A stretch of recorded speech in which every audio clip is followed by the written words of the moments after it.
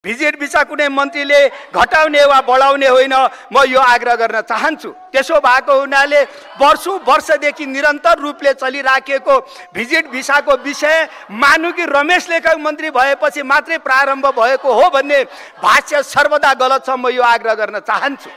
हो, के समस्याहरू देखा परेका छन्, त्यसको समाधान गर्ने कुरामा हामी सबै लागेर अगाडि बढ्न जरुरी छ। म यति आग्रह गर्न चाहन्छु। अहिले प्रश्न उठेको भिजिट भिसामा गएका नेपाली नागरिक र तिनको तथ्याङ्क विगत वर्षमा र अहिले कस्तो अवस्थामा छ म प्रस्तुत गर्न चाहन्छु। सम्माननीय सभामुख महोदय, 2022 मा जुन बेला रमेश लेखक यो मन्त्रालयको मन्त्री थिएन, 1,12,690 पुरुष र 64,605 गरेर 1,77,295 मानिस भिजिट भिसामा बाहिर गएका छन्।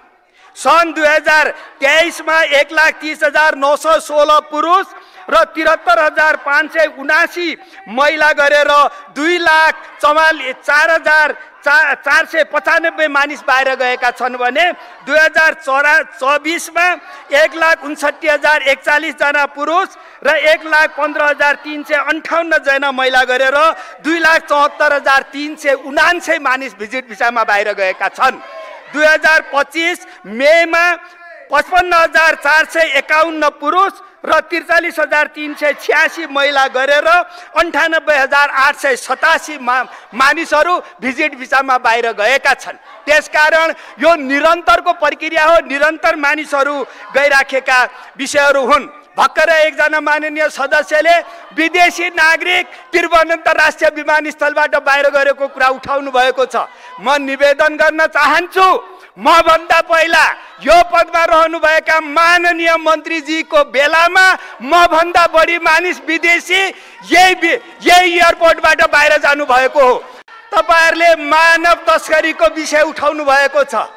म तपाईहरुलाई आग्रह गर्न चाहन्छु, आज भन्दा 18 वर्ष पहिला 2062-63 को जनआन्दोलन को लगत्तै पछि बनेको स्वर्गीय गिरिजाप्रसाद कोइराला आदरणीय नेताको क्याबिनेटमा म श्रम मन्त्री थिए।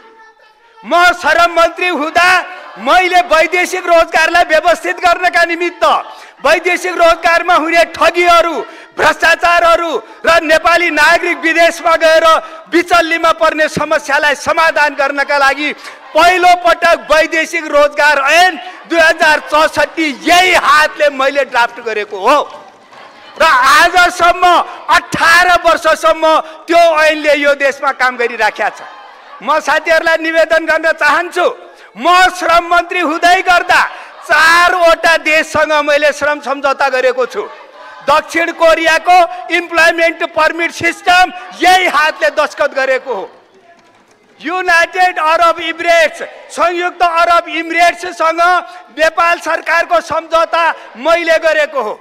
कतार सरकारसँग नेपाल सरकारको सम्झौता मैले गरेको हो। बहराइन सरकारसँग नेपाल सरकारको सम्झौता मैले गरेको हो।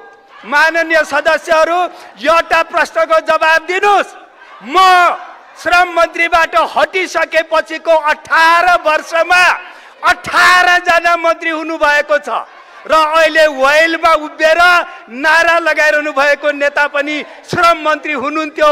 तपाईले एउटा देशसँग श्रम सम्झौता गर्नुभयो, तपाईले वैदेशिक रोजगार ऐनमा एउटा संशोधन गर्नुभयो, तपाईले विदेशमा नेपाली नागरिक नठगिने कुराको एउटा सुनिश्चितता गर्नुभयो। यसको प्रश्न मलाई दिनुहोला र त्यसपछि विषयवस्तुमा छिरोफानो गरौँला मानव तस्करीमा को इन्भल्भ छ भनेर।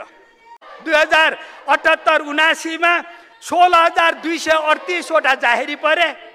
गृह मन्त्रालयसँग मात्रै सम्बन्धित मुद्दामा 77 वटा उजुरी परे। गृह मन्त्रालयसँग सम्बन्धित 3 वटा मुद्दा दायर भएका छन्। 78-79 मा कतिजना मन्त्रीले राजीनामा दिनुभयो म प्रश्न सोध्न चाहन्छु। 79-80 मा 20,905 वटा मुद्दा अख्तियारमा दर्ता भए, जसमध्ये 946 मुद्दा गृहसँग सम्बन्धित थिए। 5 वटा मुद्दामा विशेष अदालतमा मुद्दा दायर भयो। कतिजना मन्त्रीजीहरूले राजीनामा गर्नुभयो। 2080-81 मा 26,918 उजुरी परे। 1161 उजुरी गृह मन्त्रालय अन्तर्गत मात्रै थिए। 6वटा उजुरीमा मुद्दा दर्ता भएको छ। कतिवटा मन्त्रीजीहरूले राजीनामा दिनुभयो म प्रश्न गर्न चाहन्छु।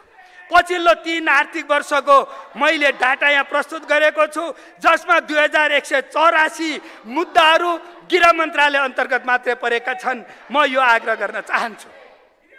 यस पूर्व गृह मन्त्रालय मातहतका कर्मचारीमाथि विशेष अदालतमा मुद्दा दायर भएको स्थिति छ, तर कुनै मन्त्रीजीले राजीनामा गर्नु भएन। हाम्रो पुस्ताले धेरै ठुलो बलिदान र धेरै ठुलो लगानी संघीय लोकतान्त्रिक गणतन्त्रात्मक व्यवस्थामा गरेको छ। मैले यो व्यवस्था जोगाउन पर्छ। संघीयता, लोकतन्त्र र गणतन्त्रलाई फाल्न पाइँदैन, यो संविधान चाट्न पाइँदैन भनेर दृढतापूर्वक उभिरहँदा मेरा विरुद्ध आक्रमण हुने, यो के हो? के राजनीति हो? र यो राजनीतिको केन्द्र कहाँ छ?